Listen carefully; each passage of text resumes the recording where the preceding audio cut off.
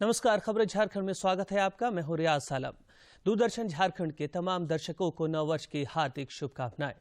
समाचारों में आगे बढ़ने से पहले ये संदेश। देश कोविड टीकाकरण अभियान के अंतर्गत 150 करोड़ टीके लगाने की दिशा में निरंतर आगे बढ़ रहा है। कोरोना वायरस का नया वेरिएंट मिलने से चिंताएं बढ़ी हैं। आपसे हमारी अपील है कि यथाशीघ्र दोनों टीके लगवाएं और अन्य लोगों को भी टीके लगवाने के लिए प्रेरित करें। कृपया 3 सरल उपायों का पालन अवश्य करें। मास्क लगाएं, 2 गज की सुरक्षित दूरी बनाए रखें, हाथ और चेहरा साफ रखें। कोविड से संबंधित किसी भी जानकारी और मार्गदर्शन के लिए राष्ट्रीय हेल्पलाइन नंबर 011239780046 और 1075 पर संपर्क करें। इसके अलावा राज्य हेल्पलाइन नंबर 104 पर भी संपर्क कर सकते हैं। और अब समाचार विस्तार से। प्रधानमंत्री नरेंद्र मोदी वीडियो कॉन्फ्रेंसिंग के माध्यम से प्रधानमंत्री किसान सम्मान निधि के अंतर्गत वित्तीय सहायता की 10वीं किस्त जारी कर रहे हैं। प्रधानमंत्री ने कहा कि नववर्ष 2022 का पहला दिन देश के अन्नदाताओं के लिए समर्पित है।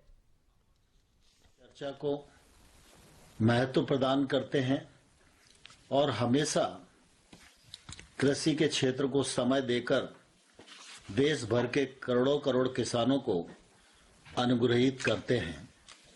आज पीएम किसान सम्मान निधि के इस कार्यक्रम में उनकी उपस्थिति हम सभी किसान बंधुओं को, देशवासियों को निश्चित रूप से गौरवान्वित करती है।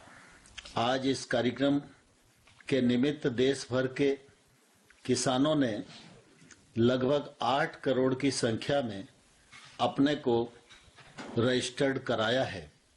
मैं सभी किसान बंधुओं की ओर से माननीय प्रधानमंत्री जी का वर्ष के पहले दिन स्वागत करते हुए प्रसन्नता और गौरव का अनुभव कर रहा हूं।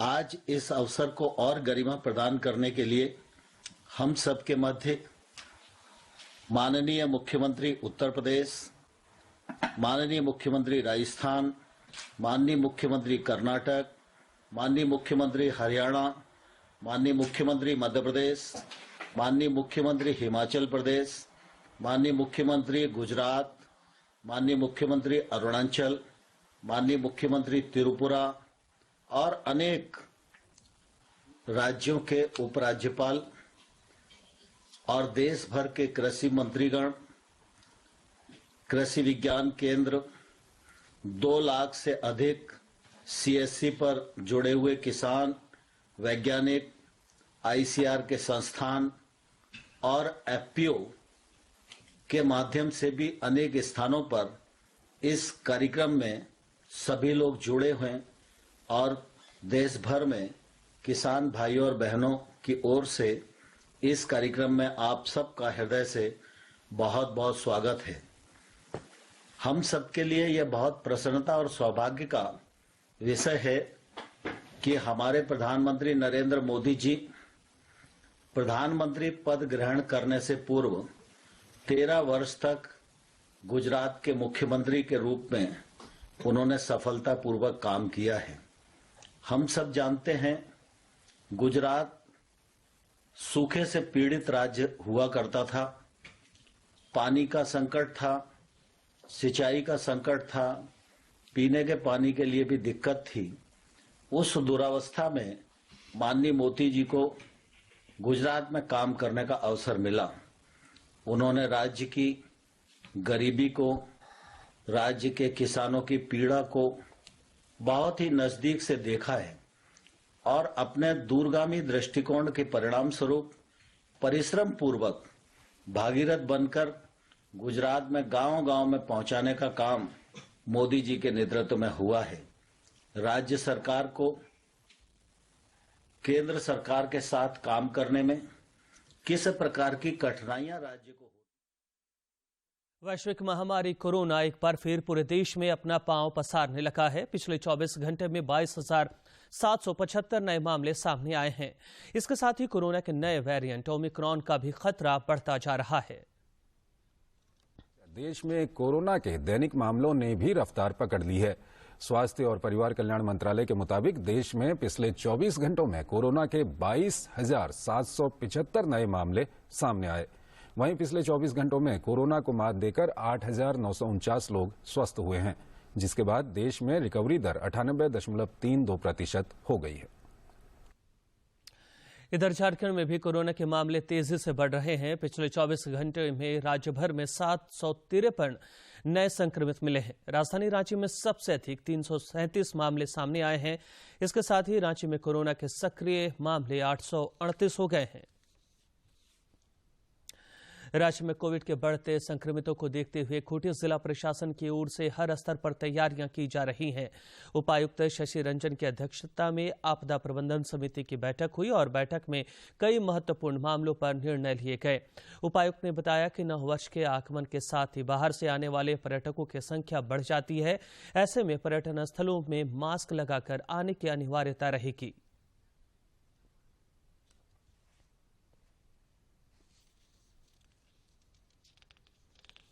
इनकार नहीं किया सकता कि और लोग भी पॉजिटिव हो सकते हैं, क्योंकि कोरोना का स्प्रेड कहीं कहीं काफ़ी अधिक नंबर में देखने को मिल रहा है। इसके लिए एहतियातन तौर पे जिला प्रशासन ने आज आपदा प्रबंधन समिति की बैठक की थी, जिसमें कुछ महत्वपूर्ण निर्णय लिए गए हैं, जिसमें खास करके जो लोग सोशल डिस्टेंसिंग और जो मास्क का जो नॉर्म्स है उसको सख्ती से लागू करने का आदेश दिया गया है।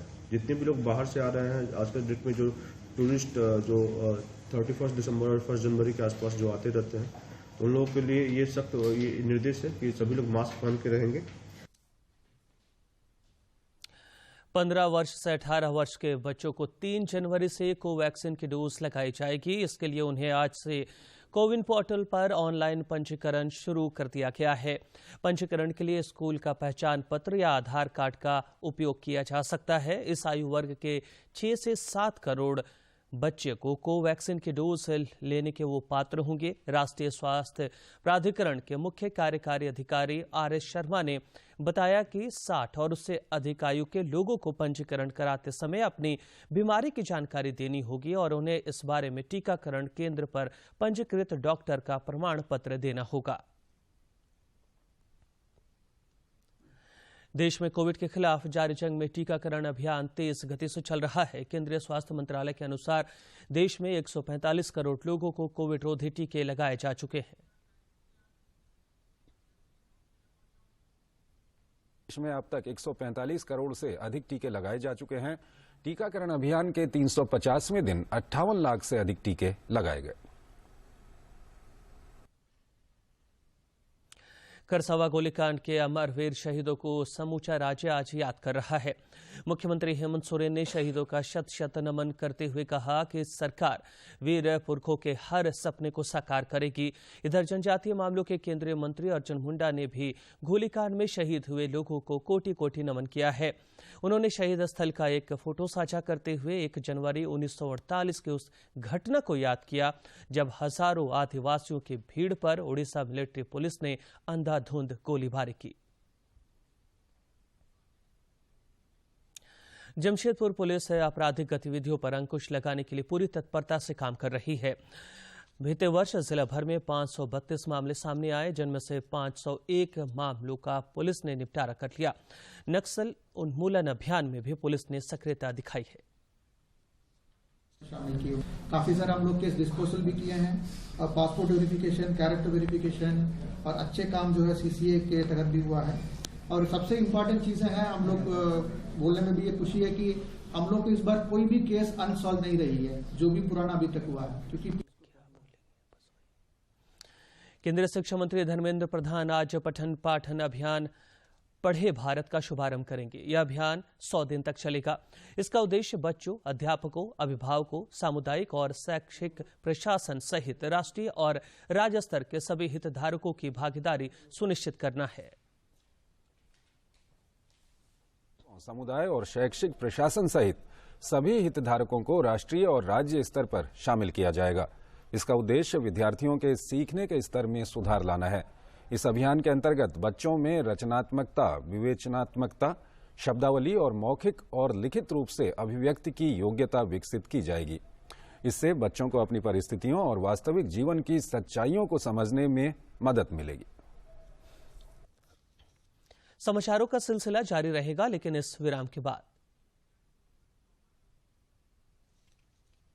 कि जब गांव का आदमी आपके सरकार के दरवाजे तक नहीं पहुंच सकता, अधिकार लेकर तो क्यों नहीं ऐसा काम किया जाए आई है कि सरकार ही उसके दरवाजा पर पहुंच जाए। सरकार आपके द्वार।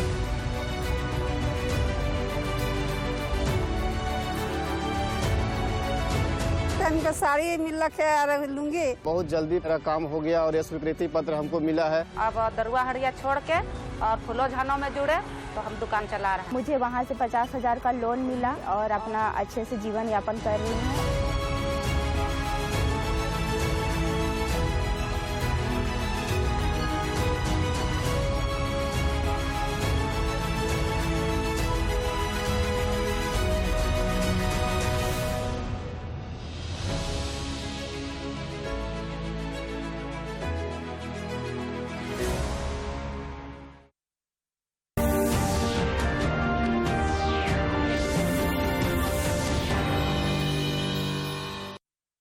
समाचारों में आगे बढ़ेंगे। नूतन वर्ष साल 2022 का आज से आगाज हो गया है।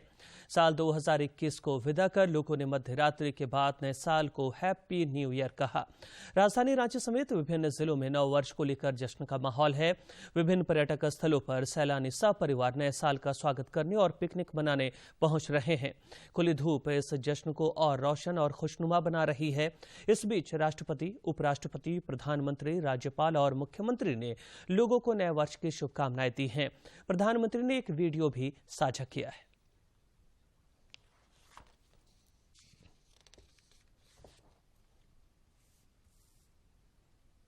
हर नई शुरुआत अपने सामर्थ्य को पहचानने का भी एक अवसर लाती है।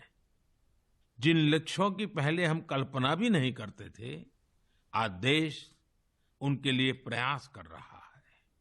हमारे यहाँ कहा गया है, क्षणशः कणश्चैव विद्याम अर्थंच साधयेत्। क्षणे नष्टे कुतो विद्या, कणे नष्टे कुतो धनम। यानी जब हमें विद्या अर्जित करनी हो, कुछ नया सीखना हो, करना हो, तो हमें हर एक क्षण का इस्तेमाल करना चाहिए। और जब हमें धन अर्जन करना हो, यानी उन्नति प्रगति करनी हो, तो हर एक कण का यानी हर संसाधन का समुचित इस्तेमाल करना चाहिए। क्योंकि क्षण के नष्ट होने से विद्या और ज्ञान चला जाता है और कण के नष्ट होने से धन और प्रगति के रास्ते बंद हो जाते हैं। ये बात हम सब देशवासियों के लिए प्रेरणा है। हमें कितना कुछ सीखना है, नए नए इनोवेशंस करने हैं, नए नए लक्ष्य हासिल करने हैं। इसलिए हमें एक क्षण गंवाए बिना लगना होगा। हमें देश को विकास की नई ऊंचाई पर लेकर जाना है। इसलिए हमें अपने हर संसाधन का पूरा इस्तेमाल करना होगा। ये एक तरह से आत्मनिर्भर भारत का भी मंत्र है, क्योंकि हम जब अपने संसाधनों का सही इस्तेमाल करेंगे, उन्हें व्यर्थ नहीं होने देंगे, तभी तो हम लोकल की ताकत पहचानेंगे, तभी तो देश आत्मनिर्भर होगा। इसलिए आइए हम अपना संकल्प दोहराएं कि बड़ा सोचेंगे, बड़े सपने देखेंगे और उन्हें पूरा करने के लिए जी जान लगा देंगे। और हमारे सपने केवल हम तक ही सीमित नहीं होंगे। हमारे सपने ऐसे होंगे जिनसे हमारे समाज और देश का विकास जुड़ा हो, हमारी प्रगति से देश की प्रगति के रास्ते खुले। और इसके लिए हमें आज ही लगना होगा, बिना एक क्षण गवाए, बिना एक कण गवाए। मुझे पूरा भरोसा है, इसी संकल्प के साथ आने वाले साल में देश आगे बढ़ेगा और 2022 एक नए भारत के निर्माण का स्वर्णिम पृष्ठ बनेगा। इसी विश्वास के साथ आप सभी को 2022 की ढेर सारी शुभकामनाएं। इधर नए साल के जश्न के मद्देनजर राज्य भर में सुरक्षा व्यवस्था बढ़ा दी गई है। जमशेदपुर के प्रमुख चौक चौराहों पर भी पुलिस मुस्तैदी के साथ सघन जांच अभियान चला रही है ताकि असामाजिक तत्वों पर नकेल कसा जा सके। नशापान कर वाहन चलाने वालों पर विशेष नजर रखी जा रही है। पुलिस प्रशासन की यह कोशिश है कि एक स्थान पर ज्यादा भीड़ इकट्ठा न हो। जो रात में 12 बजे के समय में लोग हुड़दंग मचाते हैं, लड़का लोग तीन लोग बिना हेलमेट का ड्राइविंग करते हैं, रैश और नेग्लिजेंट ड्राइविंग करते हैं। इस बीच नए वर्ष के आगमन पर लोगों ने विभिन्न धार्मिक स्थलों पर पहुंचकर मंगल कामना की। देवघर के विश्व प्रसिद्ध बाबा बैजनाथ धाम में भी श्रद्धालुओं ने पूजा अर्चना कर मंगल कामना की। रांची के पहाड़ी मंदिर में भी आज सुबह से ही भक्तों का तांता लगा हुआ है।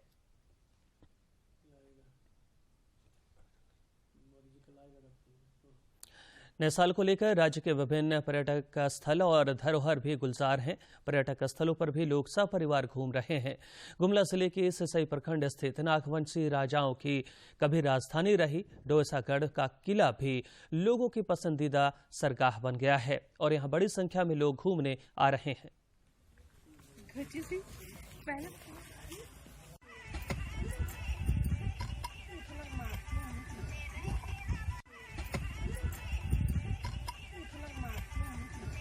नागवंशी राजाओं का यह किला जो डोईसागढ़ में अवस्थित है, मिश्रित स्थापत्य कला का एक बहुत बेहतरीन नमूना है।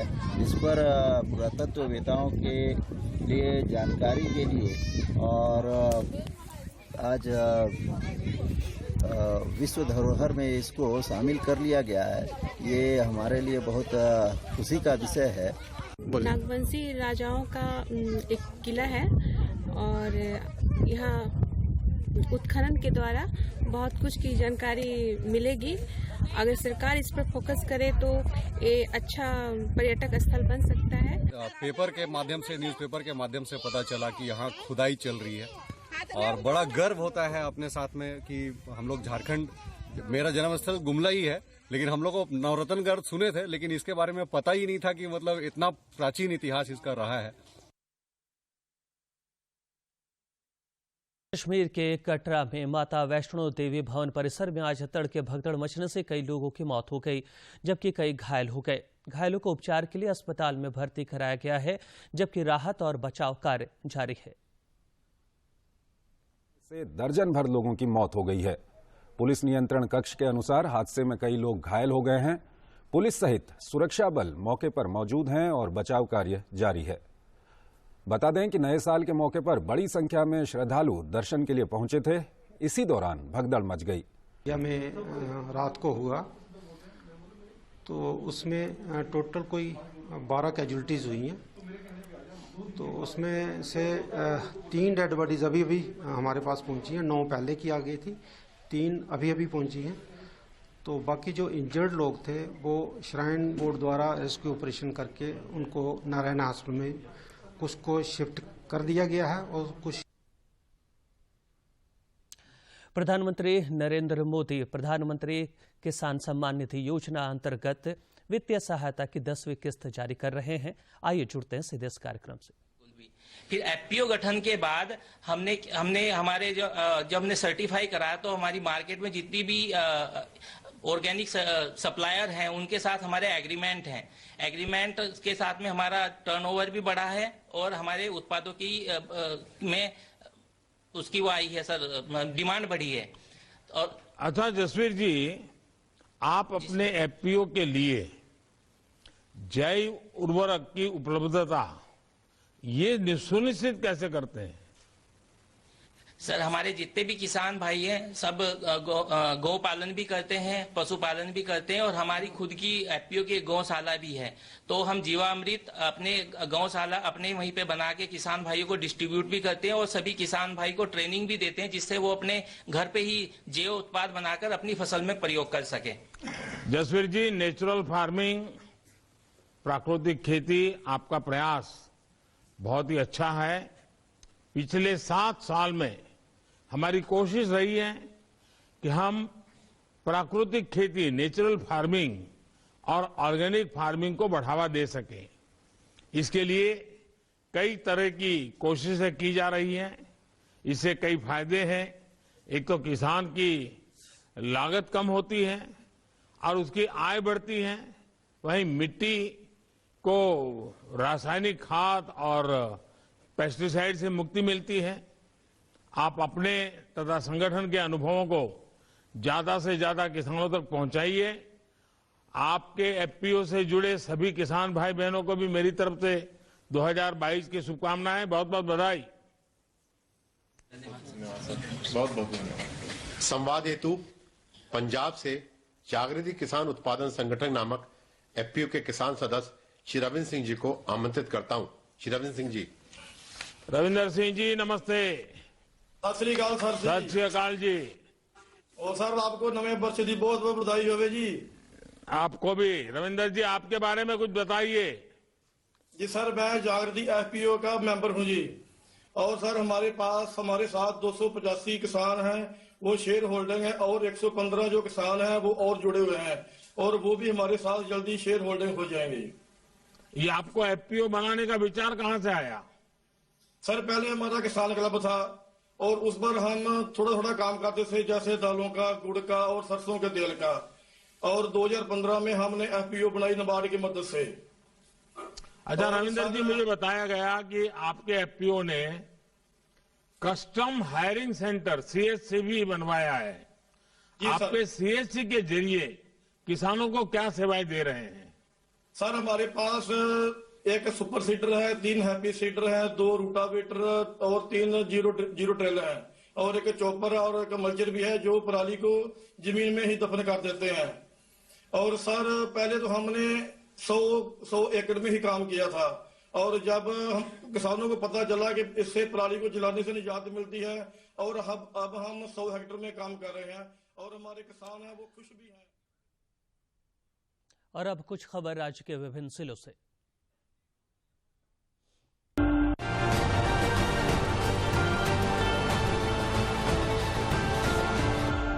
कृषि मंत्री बादल ने रांची में विभागीय सचिव अबू बकर सिद्दीक के साथ कृषि निदेशालय के पास स्थित हेरिटेज भवन का जायजा लिया।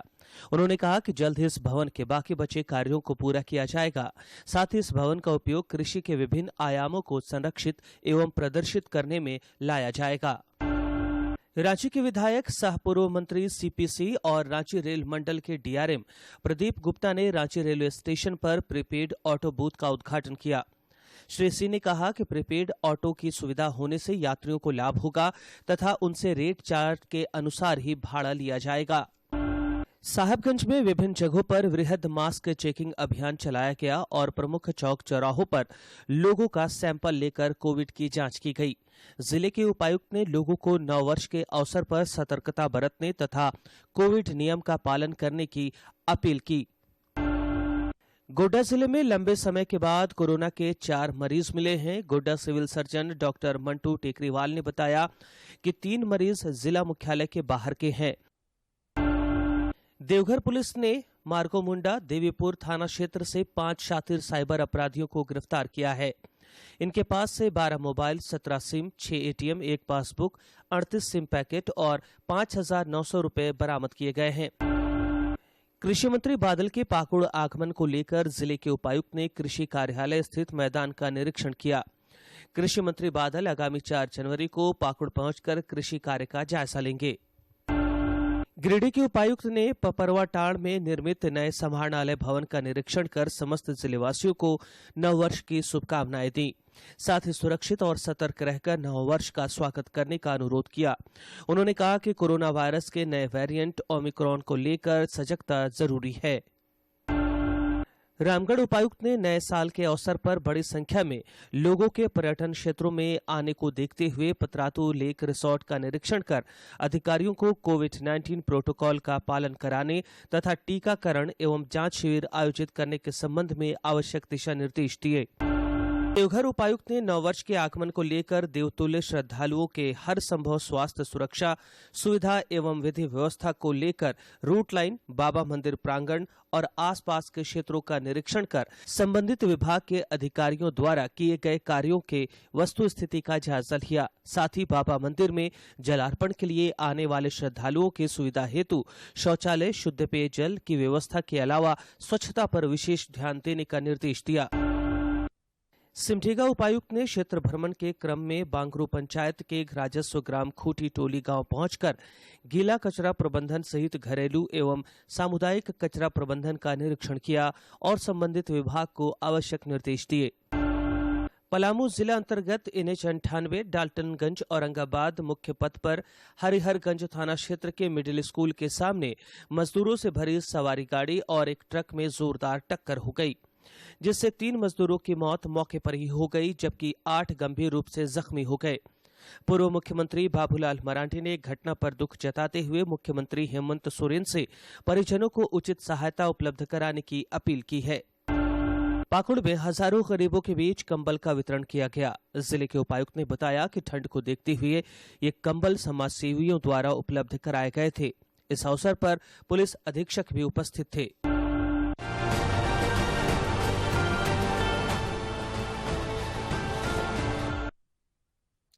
दूरदर्शन झारखंड पर पल पल की खबरों से जुड़े रहने के लिए आप हमारे social media platform Twitter, Facebook और यूट्यूब से जुड़ सकते हैं, क्योंकि खबरों से जितना बाखबर रहना जरूरी है उससे ज्यादा जरूरी है सटीक, संतुलित और निष्पक्ष समाचार। हमारा ट्विटर हैंडल और फेसबुक पेज है DD न्यूज झारखंड। आप हमें YouTube channel Jharkhand DD news पर भी देख और सुन सकते हैं। और अंत में मुख्य समाचार। किसानों को नए साल का तोहफा, प्रधानमंत्री द्वारा वीडियो कॉन्फ्रेंसिंग के माध्यम से प्रधानमंत्री किसान सम्मान निधि की 10वीं किस्त की जा रही जारी। 15 से 18 वर्ष के किशोरों के टीकाकरण के लिए कोविन पोर्टल पर आज से पंजीकरण शुरू। 3 जनवरी से प्रारंभ होगा टीकाकरण। राज्य में नए संक्रमितों की संख्या में अप्रत्याशित वृद्धि। सराकेला खरसावां गोलीकांड में शहीदों को याद कर रहा समूचा राज्य। केंद्रीय मंत्री अर्जुन मुंडा समेत अनेक राजनेताओं ने शहीदों को किया नमन। और मंगल कामना के साथ नववर्ष 2022 की शुरुआत। पर्यटक स्थलों पर नए साल का स्वागत करने और पिकनिक मनाने जुटे सैलानी। बधाई और शुभकामनाओं का दौर जारी।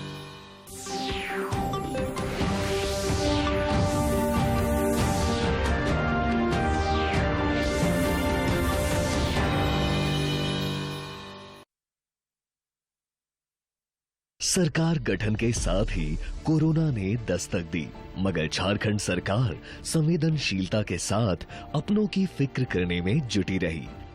साथ ही झारखंडी अस्मिता को मिला सम्मान। सुदृढ़ स्वास्थ्य सेवा, स्वावलंबी महिलाएं, मेहनतकश श्रमिक, सशक्त किसान, गुणवत्तापूर्ण शिक्षा, खेल में हुनर दिखाने का अवसर, पशुधन, रोजगार और स्वरोजगार, सामाजिक सुरक्षा, झारखंडी संस्कृति और झारखंडियत। आंदोलनकारियों के संघर्ष को नमन करते हुए अपनी जड़ों को मजबूत कर आगे बढ़ रहा झारखंड। रैयतों की जमीन वापसी, गांव-गांव में इलेक्ट्रिफिकेशन, एंटी मॉब लिंचिंग विधेयक पारित, नए निवेश, रोजगार के लिए झारखंड हुआ तैयार। दिलाने सबको अधिकार, सरकार पहुंची सबके द्वार।